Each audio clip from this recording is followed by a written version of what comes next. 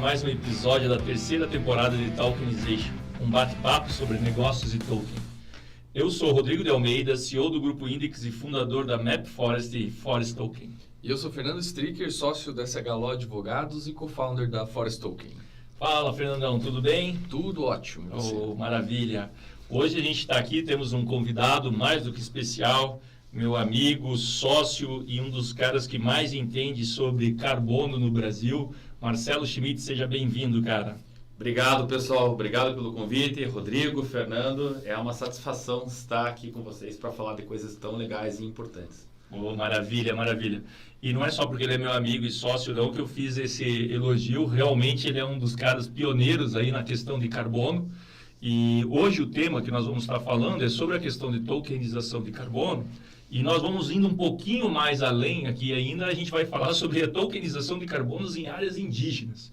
Que inclusive hoje eu escrevi um artigo rebatendo uma crítica feita pela própria FUNAI, dizendo que achava que era um absurdo os nossos indígenas estar pensando em tokenização.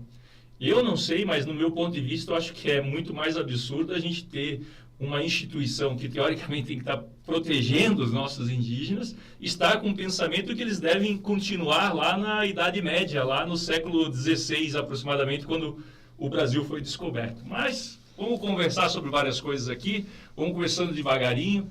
Hoje nós vamos explorar bastante o Marcelo, Fernando. Vamos lá. E vamos deixar falando um pouquinho. Marcelo, antes da gente entrar na questão tokenização, eu acho que era legal você dar um panorâmico geral ali, uma visão panorâmica sobre o que é o carbono, né? Tenta sintetizar esses 20 e poucos anos aí de estrada que nós temos. Fazer um pitch.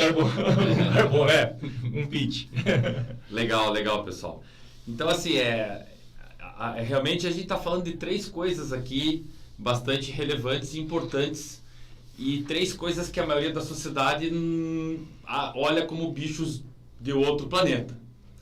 Token, terras indígenas e crédito de carbono. Então vamos tentar isolar um pouquinho e vamos tentar falar nessa ordem. Eu vou deixar primeiro de fora um pouquinho para o segundo plano o token, embora seja o tema aqui do nosso podcast. A gente vai linkar com token. E vou deixar rapidinho também terras indígenas. Para a gente falar primeiro de carbono. Por quê? Porque só o carbono em si já é um assunto muito importante, muito denso. E às vezes a gente vê a galera por aí falando de crédito de carbono disso, crédito de carbono daquilo, como se fosse algo que se encontra ali na pastelaria do Zé. Mas não é. Recentemente eu participei de um fórum de discussão sobre crédito de carbono em áreas de concessões públicas em São Paulo.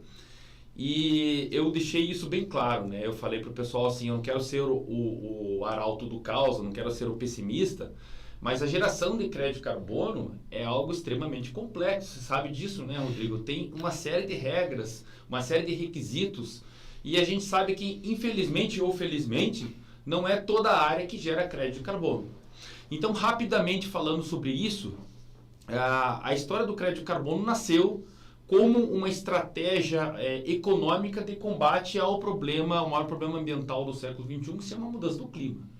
Né? Como as Nações Unidas, dentro da Convenção Quadro das Nações Unidas sobre a Mudança do Clima, chegou à conclusão que, se o homem não fizer alguma coisa pelo planeta, nós podemos ter problemas sérios e irreversíveis, foram criados mecanismos para facilitar a redução de emissão de CO2. Um deles, esse mecanismo chamado Mercado de Crédito de Carbono, permite que um país reduza suas emissões de carbono e, se ele estiver abaixo de determinado nível, ele possa vender isso para outro país. Né? Então, eu não preciso fazer as minhas reduções em casa, eu posso importar as minhas reduções.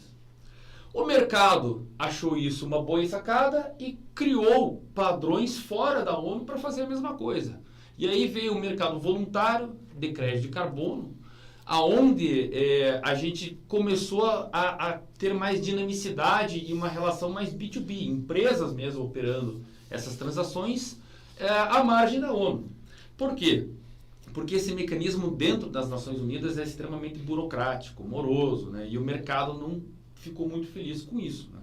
Esse mercado voluntário cresceu bastante E os projetos florestais, e aí a gente vai chegando mais perto das terras indígenas, eles ganharam grande importância recentemente. Por quê? Porque os projetos florestais, além de carbono, eles são capazes de agregar outros valores, como biodiversidade, proteção à comunidade, que pode ser indígena, serviços ambientais, serviços ambientais diversos.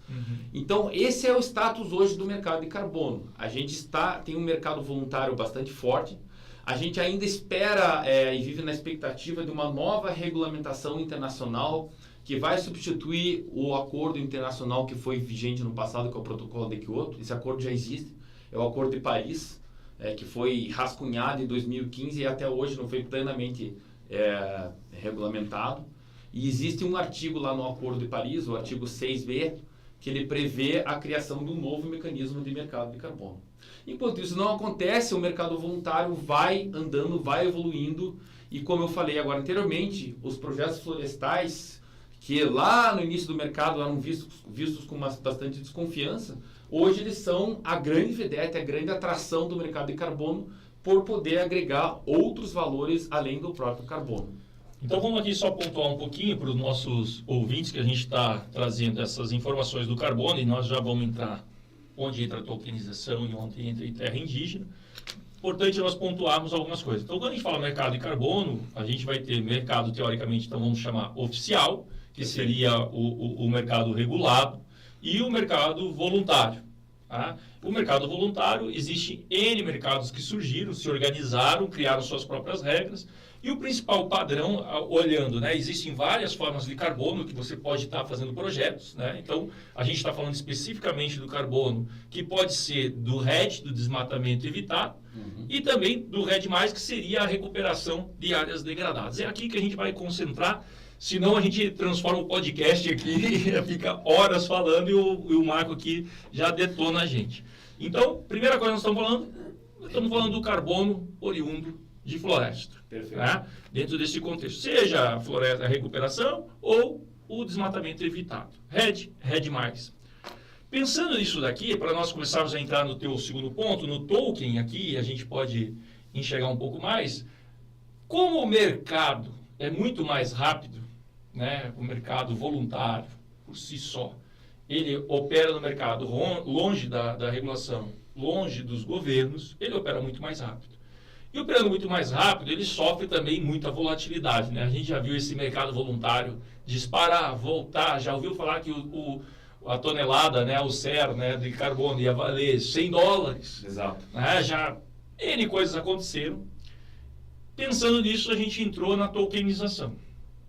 Por que a gente criou? Se eu não me engano, acho que no Brasil a Moz, acho que foi a pioneira, né? Foi a pioneira. Que foi, Marcelo? O que eles fizeram? E aí você pode dar uma pitadinha para nós do que era antes. A Moz, o que a tokenização fez? Nada mais do que digitalizar o balcão de negócios. E aí você podia falar para nós como que era feito a operação, né, dessas compras de créditos no modelo anterior, antes da tokenização, no balcão normal, né? Ah, legal. Então, essa solução trazida pela Moz, na verdade pela tokenização, ela foi muito importante para o mercado voluntário. Por quê? No mercado regulado, na ONU, existia um balcão que ficava lá dentro da ONU. Extremamente moroso, extremamente burocrático, mas a ONU tinha a chave do banco dos créditos de carbono negociados dentro daqueles mecanismos da ONU. O mercado voluntário, isso não existia.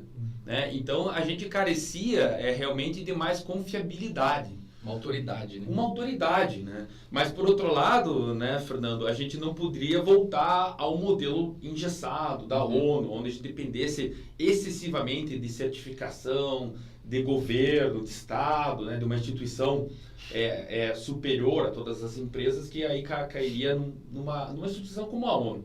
Exato. Nesse sentido, a tokenização, ela cai que nem uma luva. Por quê? Porque ela traz confiabilidade, ela traz rastreabilidade, ela traz segurança para aquelas empresas que estão investindo no crédito. E traz segurança, por exemplo, que ele não está comprando um crédito com double counting, né? Ou seja, Sim. eu estou vendendo 2 vezes o mesmo crédito, tá? Isso, infelizmente, aconteceu no mercado. Sim. Tá? ele traz a segurança de que aquele crédito está realmente amarrado no projeto X, né? E aí vem toda a certificação, toda a legalidade do projeto X. Aproveitando esse gancho, eu acho que era importante você falar, por exemplo, que uma das questões importantes, e é isso que a gente está vivenciando, e as pessoas precisam entender, era, beleza, mas o crédito surgia da onde lá naquele balcão, Marcelo? Por exemplo, beleza, eu tenho aqui uma área, eu posso simplesmente falar, eu tenho X toneladas de carbono. Como é que era isso, por exemplo, pensando no mercado florestal? Como é que funcionava para eu poder chegar a ter um crédito e negociar nesse balcão aí imaginário? Na verdade, o processo é bem mais complexo, né? O proprietário da área, primeiro ele teria que entender se a área dele era elegível, né? E aí você tem critérios de elegibilidade nos padrões. Princípios, né? Princípios, tem um grande princípio que se chama o princípio da adicionalidade, né? Que todas as remoções de CO2 ocorridas dentro de um projeto florestal, elas têm que ser adicionais àquilo que ocorreria se não existisse o projeto. Sim. Marcelo, e esses critérios, eles são tanto do regulado como do voluntário? Eles são tanto do regulado quanto do voluntário. Acho que isso que as pessoas confundem, né? Exatamente. Os dois, não é porque é voluntário que é oba-oba. Exato. Né? Ele continua sendo algo bastante rigoroso.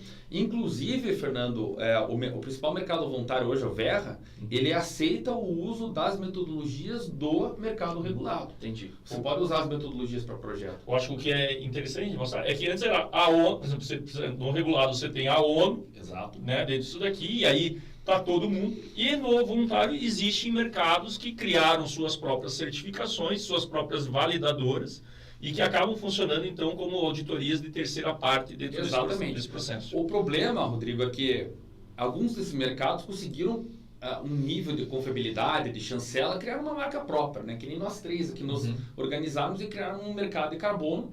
Ele nasceria sem nenhuma credibilidade. Alguns desses mercados conseguiram crescer, né? O Verra é um deles. Mas mesmo assim, eles sofreram bastante por não ter essa chancela dessa instituição maior, né?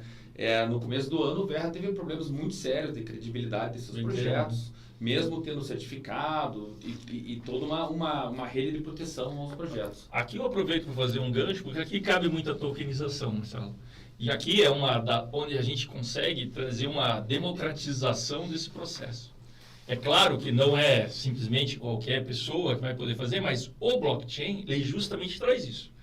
Porque, por exemplo, o que a gente vê hoje nas tokenizadoras, o que elas pegam? Elas pegam os projetos da Verra, por exemplo, os créditos que já foram gerados, e eles tokenizam esses projetos e jogam. O que eu tenho visto, e esse é uma natureza, então eu pego lá um crédito, é muito fácil fazer, vamos chamar assim, né? Você já pega um projeto, o projeto está pronto, você simplesmente tokeniza, e aí a tokenização, esse banco vai funcionar o quê? Simplesmente para ele dar liquidez. O que ele consegue fazer? Porque antes, né, aquilo que eu tinha te perguntado, era o balcão. Né? Você falou, B2B, uma empresa comprava uma grande quantidade de crédito. O que as tokenizadoras, vamos dizer, a primeira geração está fazendo, ela pega esses créditos, tokeniza, garante que aqueles créditos existem, tenta mostrar que esses créditos estão atrelados e pulveriza isso no mercado gigantesco, no mercado mundial. Ele inova na forma de transacionar. Na forma de transacionar. Mas o que eu estou acompanhando, e até teve um pessoal lá de Minas, no último evento lá no CIF Summit que eu fui, que o pessoal me chamou, o pessoal está olhando para fazer atrelado a PSA. Então eles falaram assim, bom, beleza, eu não vou montar uma certificação só com o carbono. O carbono é um dos serviços ambientais. Eu crio, então, um token que atrela o valor ao metro quadrado de uma floresta, e aí, a partir disso, eu começo a transacionar isso dentro do blockchain. Eu desenvolvo uma metodologia com PSA, existem várias metodologias, eu, como empresa, eu digo que isso está acontecendo, sigo esse padrão e consigo tokenizar isso. E comercializo isso de uma forma. E o PSA tem uma vantagem até a respeito disso, porque o carbono ele é único, né? Ele tem um ciclo longo, né? Sim. O PSA não, ele é mais curto. Então, o que eu estou vendo, olhando dentro disso aqui, para a gente não fugir muito? A tokenização permite, democratiza que mais players possam se juntar a esse mercado e inovar não só no formato de transação, mas no formato de geração desses créditos. Então, por exemplo, o que a gente está enxergando? E o que eu vejo que vai acontecer? Vão surgir novas formas de se comercializar carbono. E aí, como existe, o mercado fica muito maior, porque antes era restrito, mas como o mercado fica muito maior, as pessoas podem, os empreendedores podem começar a criar produtos de carbono nichados, Marcelo. Legal. Entende? Então, em vez de ele chegar, não, vou pegar o da Verra, e daí vamos fazer. Ok, mas se ele pegar lá e fizer... um dos produtos, ele pega aqui, ele pode... Aí sim, nós três, pegando o teu exemplo, poderíamos sim usar a marca Grupo Índico, 50 anos de experiência no mercado, desenvolver um método baseado nos métodos que estão já validados. Falar, olha, isso daqui é um modelo e eu comercializo isso. E o que a tokenização está fazendo para nós para isso? Opa, é a Ledger que está funcionando ali, então, como livro razão para não duplicar, e ainda eu consigo atrelar um produto. Então, esse é um ponto, sabe? Eu acho que nesse momento é o momento certo para a gente colocar o terceiro ponto aqui na conversa, terras indígenas. Então, veja só. A terra indígena é uma questão que não tem nada a ver com token, não tem nada a ver com carbono. É uma questão em si extremamente complexa no Brasil, extremamente debatida por conta de demarcação, por conta de você ter certeza se aquele povo tem realmente direito àquela área que ele está pleiteando ou não. Teorias da conspiração. E nós temos problemas dos dois lados, né? Tanto de um lado quanto do outro, dos indígenas quanto dos não indígenas. Então, isso não tem nada a ver com token. E também não tem nada a ver com carbono até determinado ponto. Por quê? Um projeto de carbono, né, de desmatamento evitado, de REDD, quem tem direito a receber esses créditos é realmente quem zela pela área e quem tem a propriedade e a posse da área. Né? Na verdade, seria a posse. E quem tem a capacidade de evitar que aquela área seja desmatada. Aí, a gente tem que colocar isso em cima da questão de terras indígenas, do carbono. Você vincula o mérito de não desmatar a quem está na posse. A quem está na posse, exatamente. E essa pessoa tem direito. É aquela comunidade indígena realmente a quem tem o mérito sobre a manutenção daquela floresta? Né, ou não? Então, isso é muito importante, né? Tá relacionado à questão do problema fundiário das terras indígenas e vai ser preponderante para determinar se existe plausibilidade de falar em crédito de carbono ali ou não. E outro ponto que eu acho que é importante, antes de você continuar até que cabe você explicar, é o tal do princípio da adicionalidade.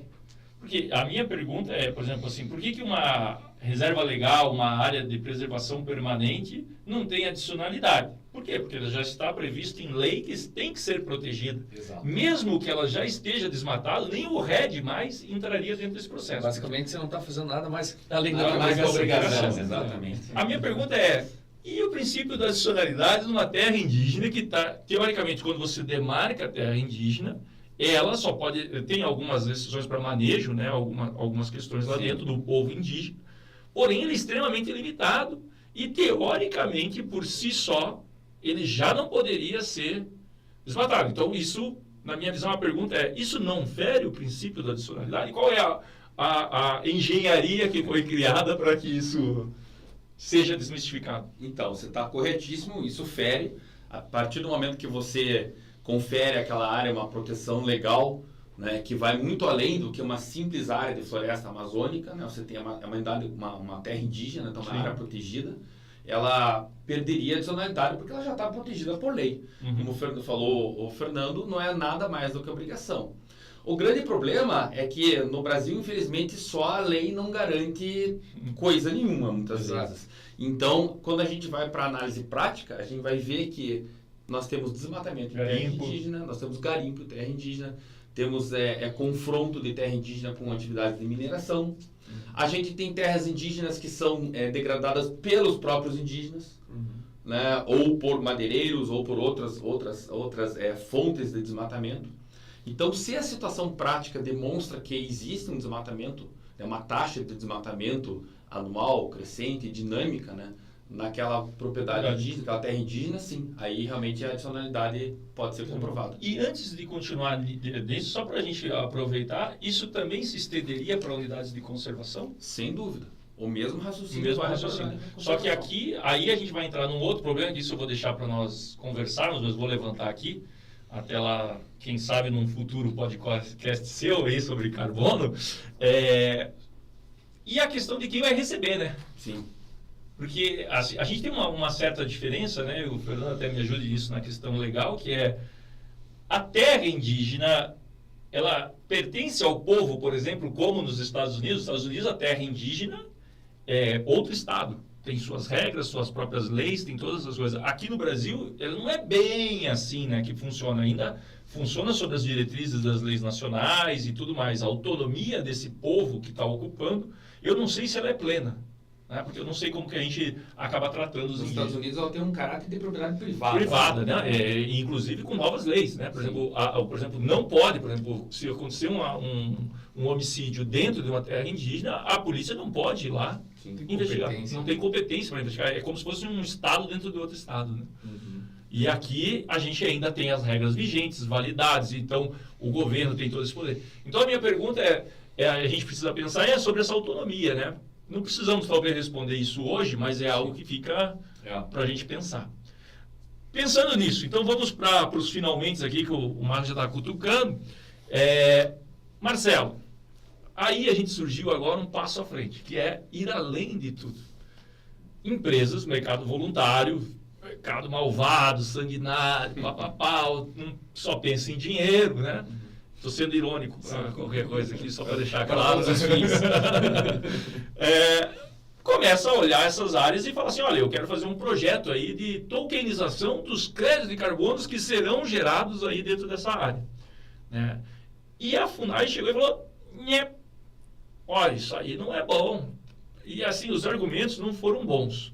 Tá? Os argumentos foram ruins, porque quando eu li lá, né, e até estou me aprofundando um pouco mais para entender melhor, mas o entendimento que eu tive ali foi, não, olha, os povos indígenas, se de repente começar eles a participar dessa tecnologia, trazer liquidez e riqueza, os caras não vão mais querer ser índio. Entendeu? Então, não vão mais... Vai degradar a cultura. Vai degradar a cultura indígena. Foi essa a palavra. Então, isso para mim não é um argumento válido, né? Então, o que eu vejo para nós ficarmos aqui no âmbito técnico, como que você enxerga, por exemplo, o processo, então, geração de créditos de carbono e, em cima disso, a tokenização desses créditos? Primeira coisa, você acha que a geração de créditos de carbono em áreas indígenas traz algum problema para a questão cultural do povo indígena? Não. Tá respondendo objetivamente, não.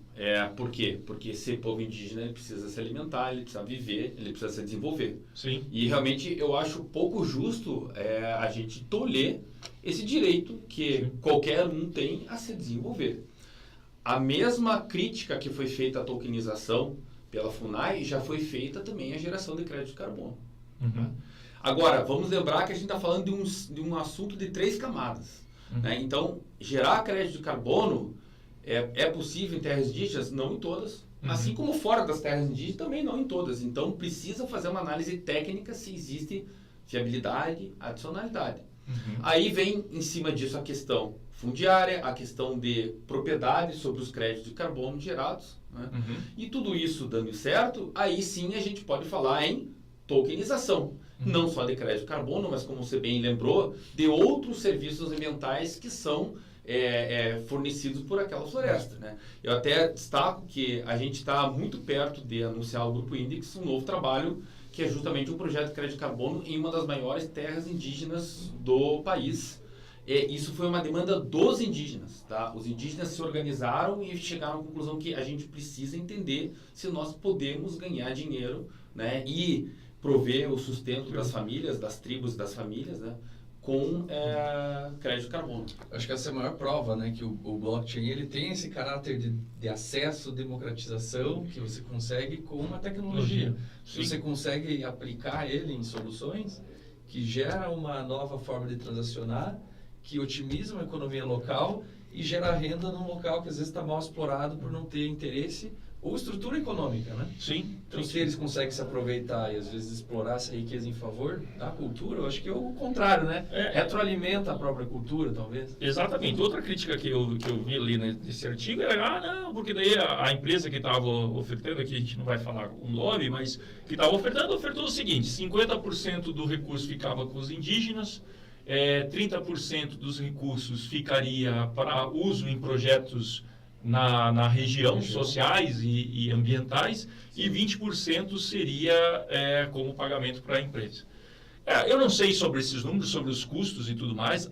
Eu sei que a gente, Forest Token, a nossa plataforma já está sendo sondada para o desenvolvimento de crédito de carbono utilizada para a geração de crédito, de tokens de crédito de carbono em áreas públicas e também que possam de proteção. Então a gente já vem estudando e vendo possibilidades. A tokenização é super possível, existe uma forma. A única coisa desse artigo que eu vejo realmente a que a gente tem que pensar é sobre a exploração do povo indígena. Isso nós temos que ter uma preocupação, sim, né? Principalmente pensando em estrangeiros e tudo mais que possam vir. Mas, como eu escrevi no artigo hoje, eu acho que o povo indígena não é aquele povo indígena da Idade Média, do século XVI, no qual foi enganado com espelhos. Né? Eu acho que a tokenização, e foi isso assim que eu escrevi hoje lá, eu acho que a tokenização é sim não um espelho, mas sim uma janela para o futuro para esses povos. E é isso que nós devemos, e eu acho que FUNAI, órgãos e todos os demais envolvidos nesse processo, acho que até o Ministério Público Federal também estava envolvido nessa questão, deve estar olhando. Né? Temos que proteger? Óbvio, existe exploração, o mercado, de uma forma geral, é voraz? É. Mas existe sim ali uma oportunidade, tanto para o mercado, tanto para o empreendedor, como também para os povos indígenas.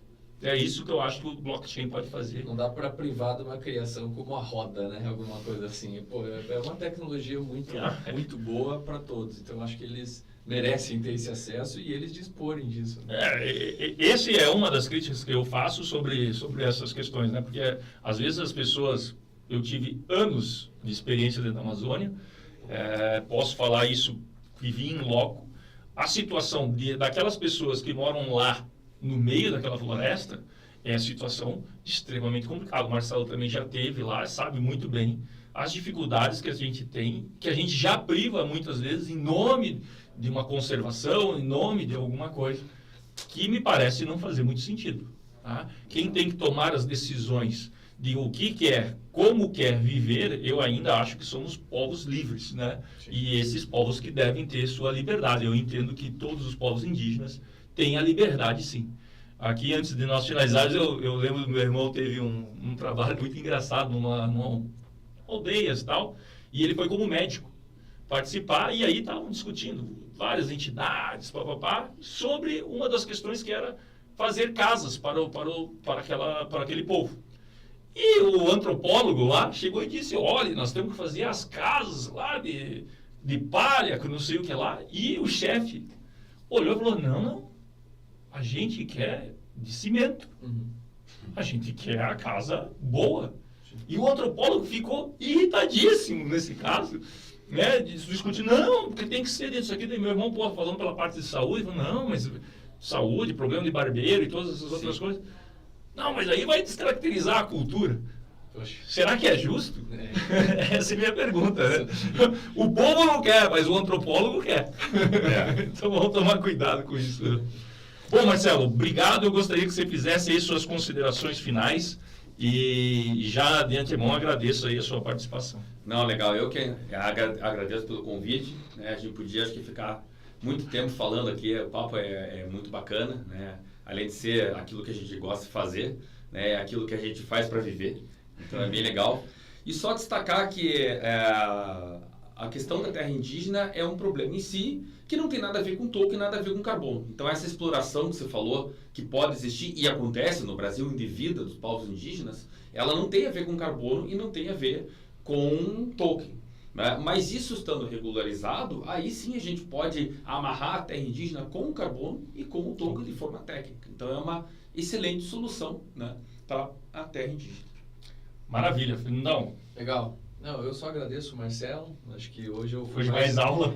Mais aula. Eu não sou que dá palestra aqui. Eu não sou do meio, mas eu achei legal que as dores que já existem, elas podem ser solucionadas pelo blockchain, né, no carbono, enfim. Então não é à toa que a gente está vendo muitos projetos aí sendo tokenizados. Então só reforço o que a gente já vem falando, né, Rodrigo? Maravilha, pessoal. Eu vou encerrando aqui, porque senão não dá tempo do pessoal ouvir entre o trabalho, o deslocamento casa-trabalho, né? Bom, pessoal, valeu. Agradeço a todos vocês que estão nos ouvindo. E se você gostou, compartilhe o Talkinization com um amigo. Converse com a gente nas redes sociais e fique por dentro dos próximos episódios. Acessem também os perfis da Forest Talking, das redes sociais, @Forest Talking. Valeu, galera. Até a próxima. Um abraço. Abraço.